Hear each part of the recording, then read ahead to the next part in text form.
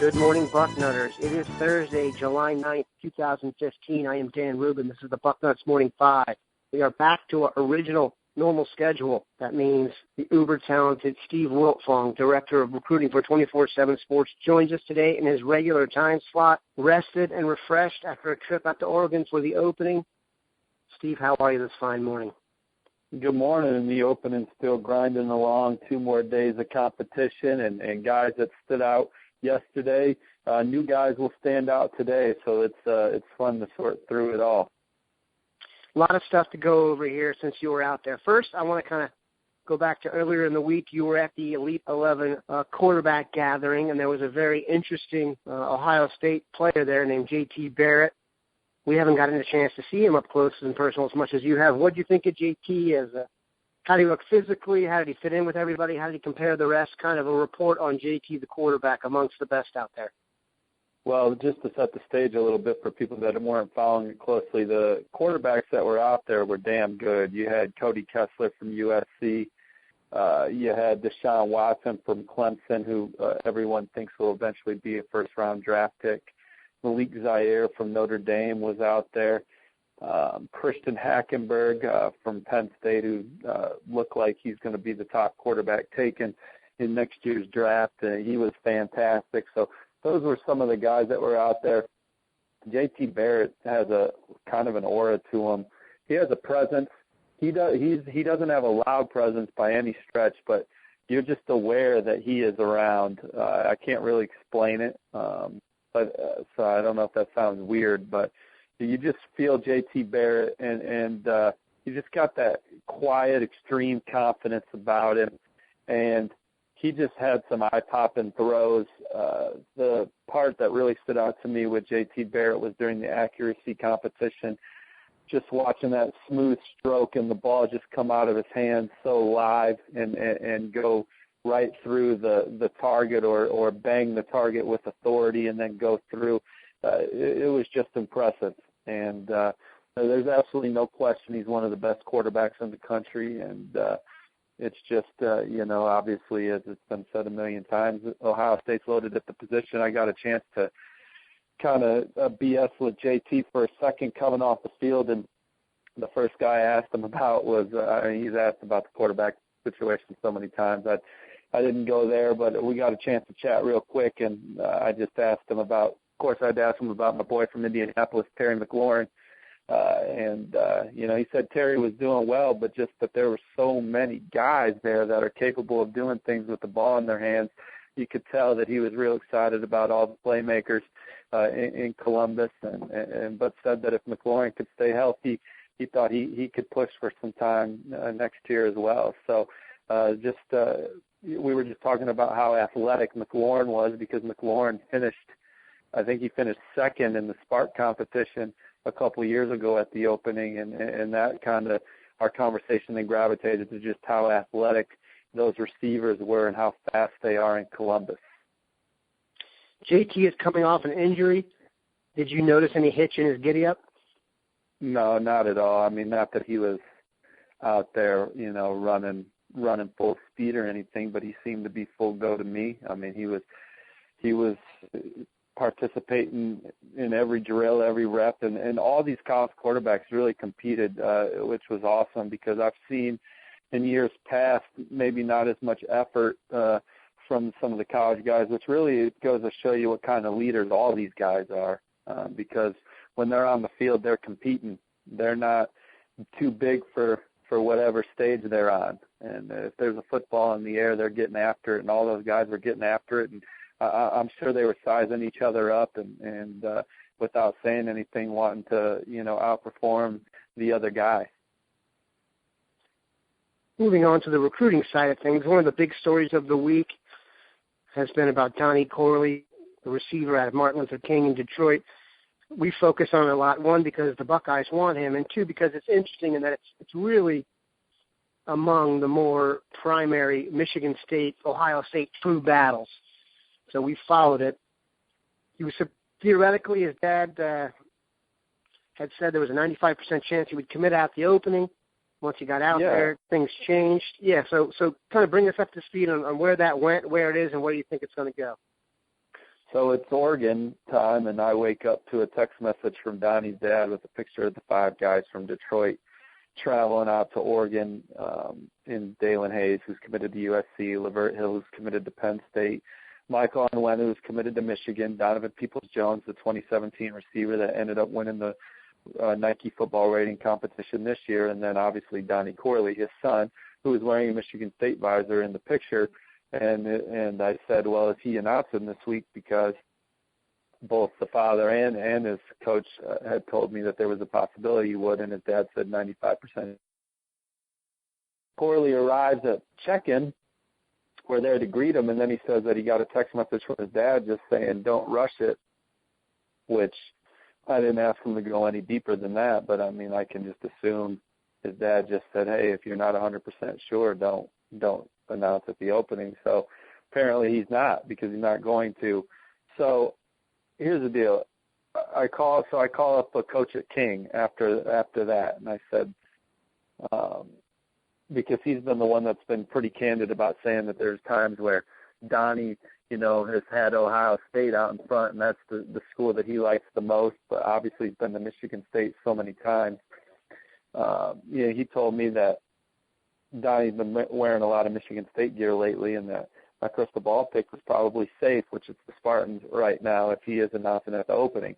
But Donnie plans to take some more visits, which includes, he said he'd be at Ohio State for Friday Night Lights, and he wants to get down to Georgia and LSU as well before deciding. I don't know how likely that is, because I know all the King players want to be committed before their senior year so they can focus on trying to win a state championship and not have much with recruiting to distract them. So I think Donnie wants to make a decision before August, and I still think it comes down to Ohio State, Michigan State, and Tennessee. And right now I like where the Spartans stand, but there have been times where Ohio State has been Donnie's leader. But you talk to your family, and there's several people he's talking to that he trusts to make this decision, and I don't know if they all see it the same way. So it'll be interesting how it plays out over the next few weeks.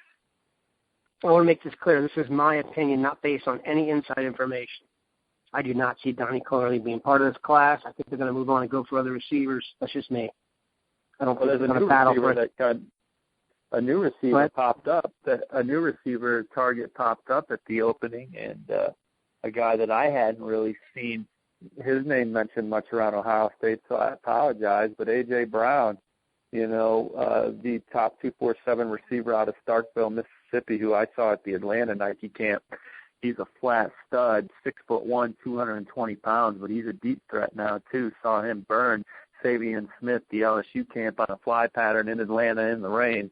And Savion knew exactly what pattern AJ was running beforehand, because there was a whole lot of trash talk before that ball was snapped. One of the more impressive reps I saw of all the Nike football training camps Nike football, the opening regionals I went to this year. And he said yesterday at the opening that Alabama and Ohio State were right up there for him, which would be depressing for Dan Mullen to see one of the best players that come out of Starkville go somewhere else. So we'll see what develops with Ohio State there. Benjamin Victor remains very high on the Buckeyes. He spoke highly of OSU at check-in, and he's certainly Zach Smith's top target at the receiver position with Austin Mack and those guys committed. So Benjamin Victor is a guy that Ohio State certainly has a great shot at as well. And the Buckeyes, they're still looking and jumbling the board and trying to make sure they're getting the best guy, which means sometimes they're splitting hairs in that meeting room, I'm sure, of where to put guys on the list. But there's a long way till signing day still, and I wouldn't be surprised if another name or two emerged if it doesn't work out with some of the names we've already talked about. One name that we've mentioned earlier here on the show and is really blossoming, class of 2017 wide receiver Donovan Peoples-Jones. As I look at the class of 2017 recruiting, Ohio State could be poised to have its best ever wide receiver haul, given I think they're going to get Trevon Grimes and then Jalen Harris out of Cleveland Heights. That's two guys 6'4", 6'3", or bigger that can fly. Now you have Peoples-Jones, go out, as it were, to the opening and win the Spark competition. What are your thoughts on Peoples-Jones as a player and his future possibly in Columbus? Well, we knew he was a freak athlete. We've seen all kinds of videos of him doing freakish things with his leaping ability. And then he was the top. He put up the top testing numbers at the Nike opening regional in Columbus. So we knew what he was capable of. We'll see what he does now in the 7-on-7 portion. He's certainly proven that he can make plays on Friday nights in a Cass Tech uniform in big games. His recruitment's wide open. It really is wide open because he's open to leaving the Midwest, where a lot of guys tend to end up staying closer to home. And I'm not saying Peoples-Jones won't end up staying closer to home, but he's already been out to USC before his junior year and has spent 4 days out there. He's going down to Florida in 2 weeks and going to spend a weekend down there. So he's kind of ahead of the curve on taking visits that are outside of the Midwest. And I know in talking to people that he really liked that USC visit. And I know talking to people, Florida was the school he kind of watched a lot growing up. Now, Ohio State was first to offer. He's been there a couple times. There's no doubt that he likes Ohio State. And Michigan and Michigan State, he's been there many, many times, and they're in the ball game as well. And so long way to go, and the Buckeyes are in it. We'll see if he comes to Friday. Well, he's going to be at Florida, so he won't be at Friday Night Lights. So that's the last scheduled visit for him this summer, and then we'll see where he pops up this fall. But my crystal ball was on Michigan for Peoples-Jones because I just know how much of a priority he is for Michigan, and I know how hard Coach Harbaugh and those guys are going to recruit him. But that was before I talked to some people close to him that told me that he is by no means a lock to stay in the Midwest, and USC was a great trip. So I went foggy because I have no idea where he's going. For the record, the leader in the crystal ball right now, Ohio State at 45%. So interesting, and definitely something we're going to be following for, it looks like, almost 2 years. Who else jumped out to you from the Buckeyes out at the opening? Because Jake Hausman, Jonathon Cooper's gotten a lot of burn. Demario McCall ran a 4.46. Among the powers that be or the cognoscenti out there, who had the buzz among the Buckeyes? Well, McCall ran a 4.46, also ran a 4.13 shuttle, and what's crazy is this actually isn't his setting. I mean, don't get me wrong, he can make plays in 7-on-7 and be a guy, but Demario McCall is just hard as hell to get on the ground. And in 7-on-7, you just got to get a finger on him, and he's just got that natural balance and ability to stay on his feet, even though he's 5'8", 176 pounds. He's powerful, and just what makes him so awesome in pads, in addition to that speed and elusiveness, is just he doesn't go down to the carpet. And that's why he has so many big plays on his tape. That's why he's a threat in the run game, receive game, and kick return game. So, but his testing numbers were what I hoped they would be, because with his size, you don't want to see him running in that 4.5, 4.6 range and shuttle in that 4.2, 4.3 range, because hell, if you do that, it's going to be hard to see the field at Ohio State with the cats walking around in that locker room. So he stood out. Jonathon Cooper, he walks into the opening hotel room, and I'm really the only guy for our company that knows who he is because I've seen him so many times. And Barton Simmons has only seen him once, and he wasn't with us because he was at the Elite 11 at the time of player check-in for the opening.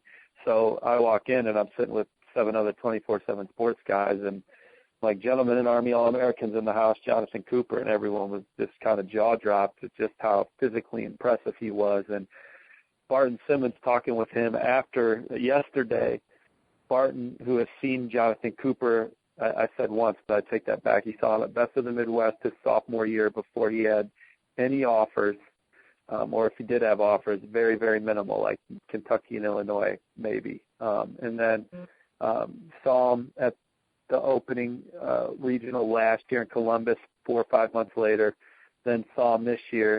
And Barton just said how he's gone basically from an outside linebacker looking dude to an outside linebacker, defensive end hybrid looking dude, to now a guy that could probably play every down at the end. And he's so explosive off the edge, 6'3", 238, 4.79 speed, and you just know with his work ethic that right now there are times where these big offensive tackles can still redirect him, that you just know that Coop is going to continue to evolve as a player, because he has evolved as much as any player in the country has in this class, from where he was as a sophomore to where he is going into his senior year. And I know as a sophomore he showed flashes against some of the best competition on their schedule. Late in the year, I want to say in the state tournament, I think it was against St. Edward or St. Ignatius, he played well against one of those two teams, and kind of put himself on the radar, and then it just continued to blossom. And then I just want to add, Jonathon Cooper is in my top 3 favorite kids in this class. As just a young man, he's just going to be a leader in the Ohio State locker room. He's going to be a fan favorite if he produces on the field, just with the type of guy he is. He is in the Ezekiel Elliott mold as far as just what type of person he is.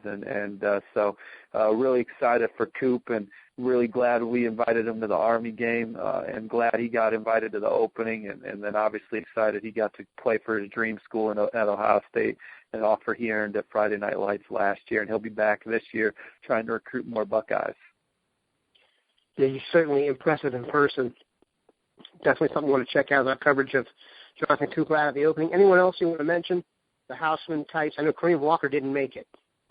Nope, he didn't make it, which is a little disappointing, just because I wanted to see him again next to the other guys. That you have the running back who's the top running back in the country, and you got Tavian Feaster from Clemson, who I think is number 1, and then I could go either way on Miles Sanders and Demario McCall. They're different players.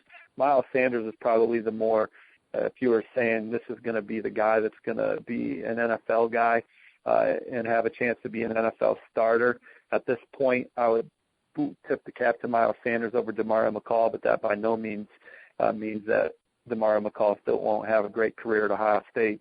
But then Kareem Walker, I wanted to see him test at the same place that those guys all tested, and see what his numbers stacked up like compared to those guys. And so a little disappointed he didn't make it, but obviously he's still one of the nation's best. Austin Mack ran 4.5 at 206 pounds, 4.12 shuttle. So that shows you the elusiveness, over a 30-inch vertical. So he's a complete athlete at the receiver position. And we'll see testing. He's always going to test. He's always going to test well. But let's see how he now looks going into the competition portion of 7-on-7 beginning today, because he was downright dominant down in Florida at the IMG National Championships, and helping lead his team from Indiana to the 7-on-7 National Championship. And I really think on game day he's going to be one of the more impressive guys down there. Hoffman, he ran 5.07 at 240 pounds, 4.4 shuttle, 29.7-inch vertical. He's a guy he's a hard-nosed kid that can play attached or unattached, almost 6'5" at 6'4.5" there. So he's a guy. We'll see how he's able to, take advantage of mismatches at the opening with being bigger and stronger than some of these linebackers. So looking forward to seeing him compete. Jordan Fuller was a guy that impressed with his ability to. He's so raw in the secondary, but he's still able to just make up for that with just being a competitor and being so athletic. He didn't shuttle as well as he did in Oakland. Didn't have a really good shuttle here at the opening, but still ran in the 4.5 range laser to show you that kind of speed for his size. And I know he didn't shuttle well, but I know what he's capable of there. And then he's just a complete football player, plays quarterback. So everyone knows I love Jordan Fuller. I think Ohio State's the team to beat for him still, although Penn State, Notre Dame, Michigan are in play, among a few others. And then Damar Hamlin ran 4.7, but he had one of the better shuttle times, sub 4.1 in the cornerback group. So that lateral quicks and ability to go side to side is certainly elite for Damar Hamlin, and he's another that I think the Buckeyes are in a great spot for. And then Antoine Jackson, the top 50 defensive tackle from Georgia, put the Buckeyes in his top 2. has had the Buckeyes in his top 2 going into the opening, and reiterated that in Oregon. Again, he's been to Auburn 11 times and counting. So I'm not ruling Ohio State out, but my pick's still Auburn right now. But, Ohio State has won battles like this before where they weren't the favorite at first or just going into the Peach State and landing elite guys like Raekwon McMillan and Von Bell. They got a shot at this young man as well. Ladies and gentlemen, you cannot get insight like that anywhere else. Steve, we appreciate the effort. You can go take a nap now or drink a glass of water or something. Thanks. Appreciate it. Appreciate the opportunity.